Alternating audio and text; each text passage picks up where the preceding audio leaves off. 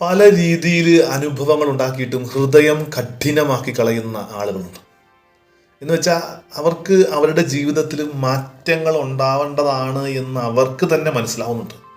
പല വിധത്തിലുള്ള സാഹചര്യങ്ങളിലൂടെ തുടർച്ചയായ പുക വലിക്കുന്ന ആൾക്ക് ചുമച്ചിട്ട് വയ്യ, അവന് മനസ്സിലാവുന്നുണ്ട് ഇത് നിർത്തണമെന്ന്.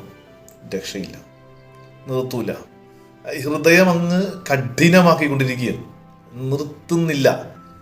ചില വിദ്വേഷങ്ങൾ, ചില വൈരാഗ്യങ്ങൾ ഉള്ളിൽ വെച്ചുകൊണ്ടിരുന്നിട്ട് അത് ഒരു വല്ലാത്ത സ്ഥിതിയിലേക്കാണ് പോകണമെന്ന് മനസ്സിലാവുന്നുണ്ട്. പക്ഷെ എന്നാലും അതിൽ നിന്ന് മാറില്ല.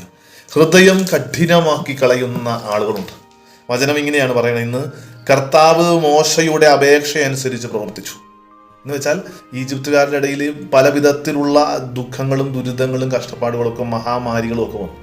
അപ്പം മോശയുടെ അടുത്ത് വന്ന് ഫറവോ അപേക്ഷിച്ചു, ഇത് മാറ്റി കളയണമേ, നിനക്ക് ഞാൻ എന്തും ചെയ്തു തരാം എന്നാണ് പറയണത്.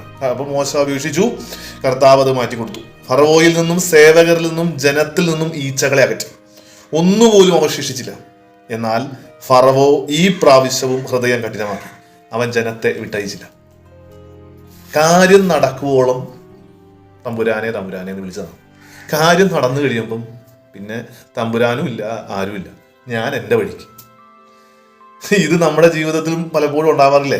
ഈ വചനം ശരിക്കും പറഞ്ഞാൽ നമ്മൾ അങ്ങനെ കർത്താവിനെ മറന്ന് നമ്മുടെ ജീവിതത്തിൽ പ്രവർത്തിച്ചേക്കണ അനുഭവങ്ങളെ ഓർമ്മിക്കാൻ ഈ വചനം നമ്മളെ സഹായിക്കട്ടെ. ഈശോ നമ്മളെ അനുഗ്രഹിക്കും.